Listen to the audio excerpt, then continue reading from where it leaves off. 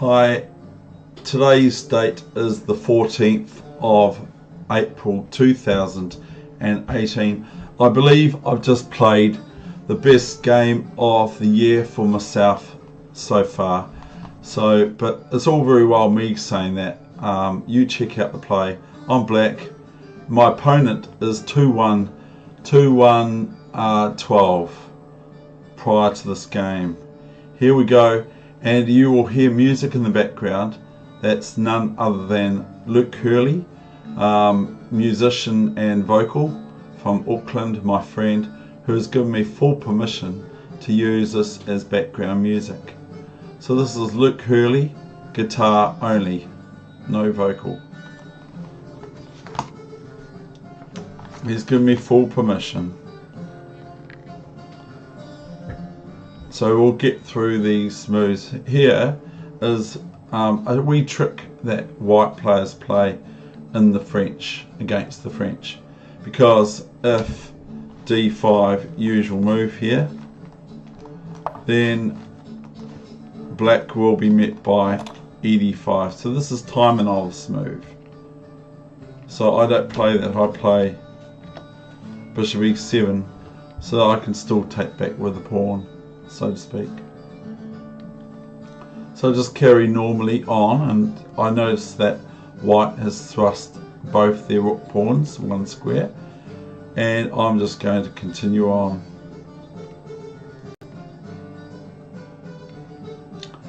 Luke's here I miss actually this move, which would be a bit more damaging to white's position than I played. But that's okay. I played C5.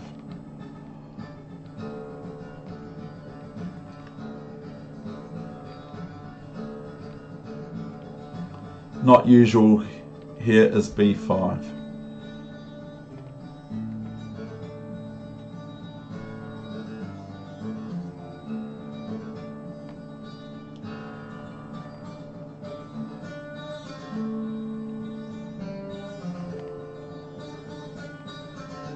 Luke can make a song up from nowhere.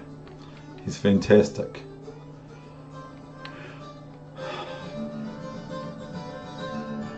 Now I threaten, of course, this move, B4, and this is 5-minute chess, of course.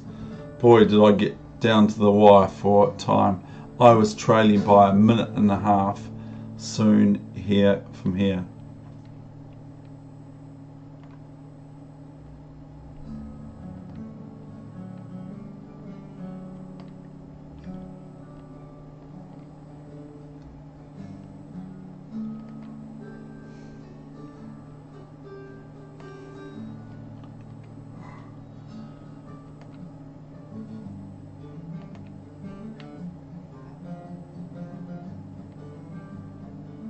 I threaten what here?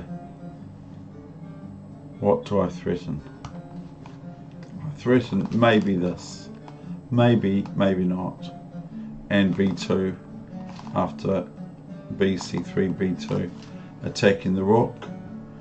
But I don't know if I do actually. Yes I do. Because this pawn, rook can come here, but not very good for white. So anyway, Bishop D2, all academic of course. Bishop E4. So this is on a very good diagonal now for my white square bishop. It's now out of place in the normal French lines. King H2. Has white got time to muck around? Now play this. Now what happens if FG5? I hear you ask. What will I play then? Well, my position will get very, very good if FG5 because of what? Knight E5. So if this, then I have this devastating move, and this is very good for black, because I'm just threatening this battery for one thing.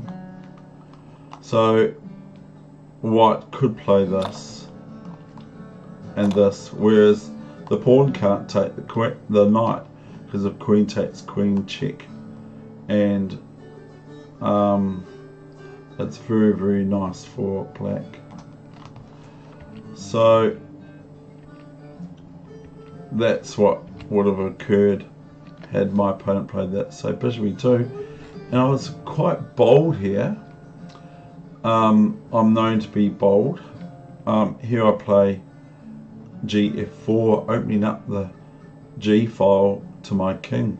My king's sitting on that square, and I go knight g8. I mean knight f8. Now watch. Now I go here, and my opponent bangs out, and I start thinking quite a lot. My opponent bangs out bishop h5, threatening hereafter bishop here and rook g8 checkmate. So what would you do here?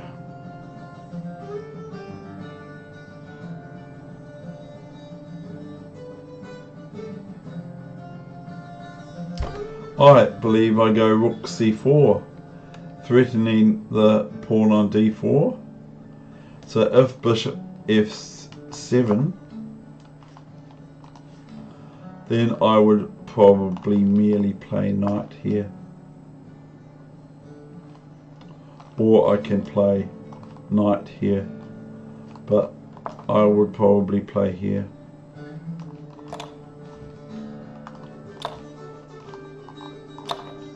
So it's very dangerous.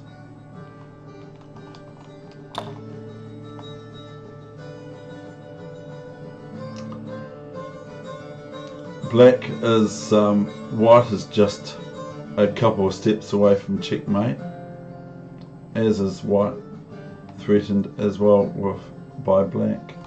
So anyway, who knows about what's happening there. I don't know if I was going to play knight g6, I'm not sure. So knight, bishop f7, now comes queen g3. Now I play knight g6. See, what I was really freaking out here, because I was thinking, oh no, what am I going to do? So I play knight g6, and my opponent, of course, takes it, and I'm not advised here to take this now, because it's devastating. See the red arrow that the computer gives? Now play rook g8.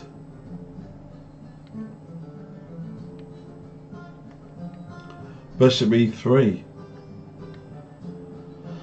Well, I'm not sure what that's doing, but I go rook g6 because I know I'm going to have a wee. I'm going to have my h file from the queen protected by the bishop on e7. So rook g6 happens, and I now go probably one of the best moves of the whole game, rook c3. Now you might say, well, that's pretty basic, because all it threatens is if pawn takes, then pawn up at least, and that's pretty crazy, really. That's very, very crazy. If rook here, which is the most likely, rook takes rook, check, no, not check, but check to the rook, and if white gets smart and plays a rook b2, or even queen b2, then I can just play rook b1, and in this case I can play, what can I play? This might not be too bad. I could probably play this.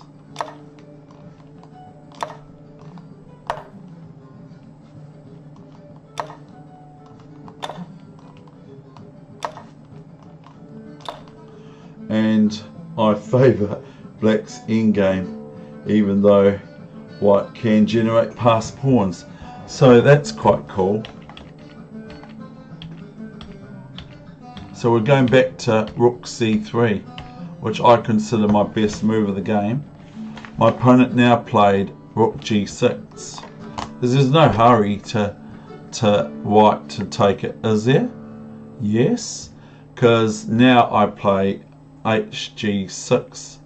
I thought I'd play rook c2 there, but I don't.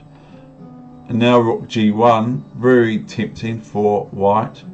I play rook c2, bishop d2, and now I play another fine move that I consider very, very good, especially in 5-minute chess.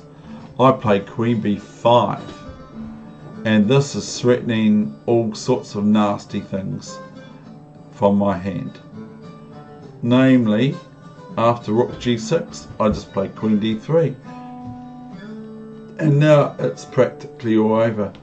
White could get a spite check or two, but that's all it is.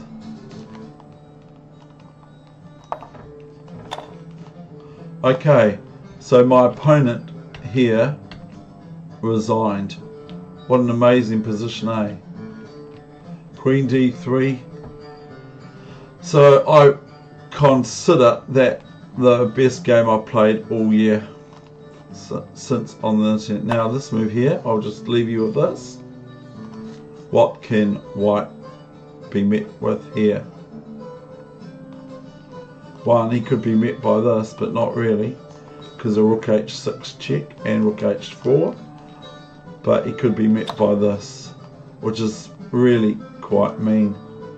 After queen takes rook, now almost more or less forced, then white can get played around with this move, intermediate move of queen f4 check. Okay. So thanks Luke Hurley from Auckland, my friend from years and years and years ago.